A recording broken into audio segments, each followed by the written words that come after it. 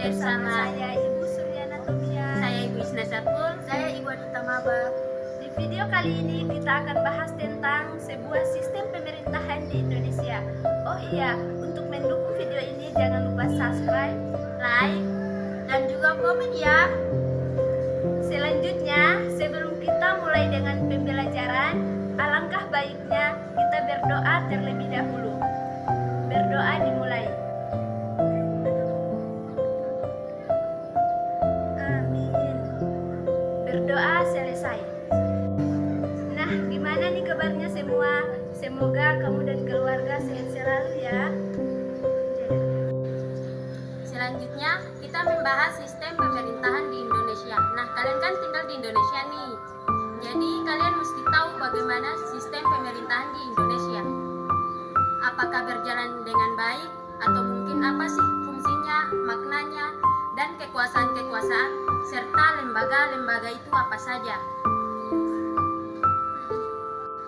Nah, di sini akan dijelaskan satu persatu. Silakan disimak dengan baik ya. Halo anak-anak, selamat mengikuti pembelajaran. Pada kesempatan kali ini, kita akan membahas tentang sistem pemerintahan di Indonesia. Jadi, sistem pemerintahan memiliki kestabilan kehidupan masyarakat. Sistem pemerintahan di Indonesia yaitu menjaga tingkah laku, menjaga kekuatan politik, menjaga kekuatan ekonomi, menjaga kekuatan keamanan, menjaga kekuatan pertahanan, dan menjaga fondasi sistem pemerintahan. Jadi, hal enam tersebut memiliki suatu sistem yang berkelanjutan. Dalam hal ini, pemerintah mempunyai fondasi yang kuat. Dalam penerapannya sudah menghafal dalam kebiasaan kehidupan sehari-hari. Menurut Mustaqim Hakikat, sistem pemerintahan di Indonesia memiliki 3 kekuasaan, yaitu 1. Kekuasaan eksekutif, 2. Kekuasaan legislatif, 3. Kekuasaan yudikatif. Kekuasaan eksekutif yaitu menjalankan tugas di sebuah negara, contohnya presiden, wakil presiden, dan menteri. Yang kedua, kekuasaan legislatif mempunyai tugas membuat atau merumuskan undang-undang dasar di sebuah negara, contohnya Majelis Permusyawaratan Rakyat atau MPR, Dewan Perwakilan Daerah atau DPD, Dewan Perwakilan Rakyat atau DPR. Yang ketiga, kekuasaan yudikatif mempunyai tugas sebagai pengawal, pengawas, pemantau proses berjalannya undang-undang dasar serta pengawasan hukum di Indonesia. Contohnya Mahkamah Konstitusi atau MK, 2. Mahkamah Agung.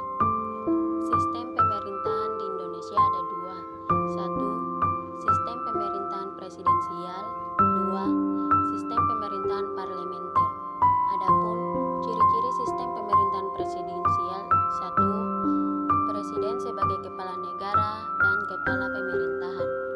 2. Presiden dan parlemen dipilih langsung oleh rakyat. 3. Kedudukan presiden dan parlemen tidak dapat saling menjatuhkan. 4. Kendati presiden tidak dapat dijatuhkan oleh DPR, tetapi apabila presiden melakukan pelanggaran hukum, presiden dapat dikenai pemecatan yang dilaksanakan oleh hakim tinggi pada Supreme of Court. 5. Dalam menyusun kabinet, presiden wajib meminta persetujuan dari parlemen. Adapun ciri-ciri pemerintahan parlementer: 1. Raja, ratu, presiden adalah kepala negara. 2. Kepala negara tidak dapat bertanggung jawab atas kebijakan yang diambil kabinet. 3. Eksekutif atau kabinet bertanggung jawab pada legislatif. 4.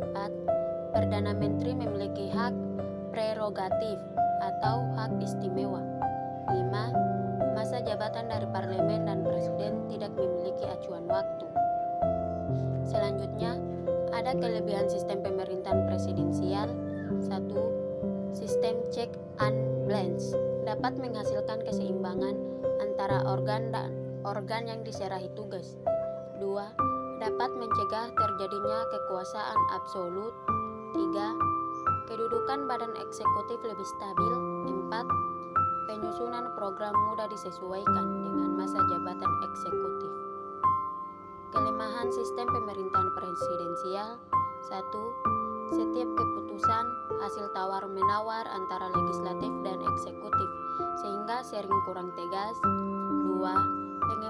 Pengambilan keputusan relatif lebih lama.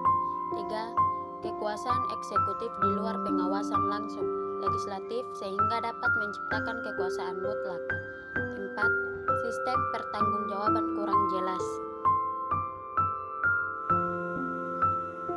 Adapun kelebihan sistem pemerintahan parlementer. 1. Menteri diangkat kehendak suara terbanyak parlemen atau wakil rakyat. 2. Lebih mudah mencapai kesesuaian mendapatkan antara eksekutif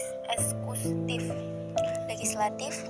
3. Menteri lebih hati-hati menjalankan tugasnya karena dapat dijatuhkan parlementer. Kelemahan sistem pemerintah parlementer ada 5. 1. Seringnya terjadi pergantian kabinet. 2. Kedudukan eksekutif tidak stabil. 3. Pergantian eksekutif yang mendadak membuat program kerja telah disusun teralienasi. 4. Kabinet dapat mengandalkan parlementer. 5. Parlementer menjadi tempat koordinasi bagi jabatan-jabatan eksekutif. Adapun kelebihan sistem pemerintahan parlementer. 1. Menteri diangkat kehendak suara terbanyak parlemen atau wakil rakyat. 2. Lebih mudah mencapai kesesuaian mendapatkan antara eksekutif legislatif. 3. Menteri lebih hati-hati menjalankan tugasnya karena dapat dijatuhkan parlementer. Kelemahan sistem pemerintah parlementer ada 5. 1. Seringnya terjadi pergantian kabinet. 2. Kedudukan eksekutif tidak stabil. 3. Pergantian eksekutif yang mendadak membuat program kerja telah disusun teralienasi. 4. Kabinet dapat mengandalkan parlementer. 5. Parlementer menjadi tempat koordinasi bagi jabatan-jabatan eksekutif.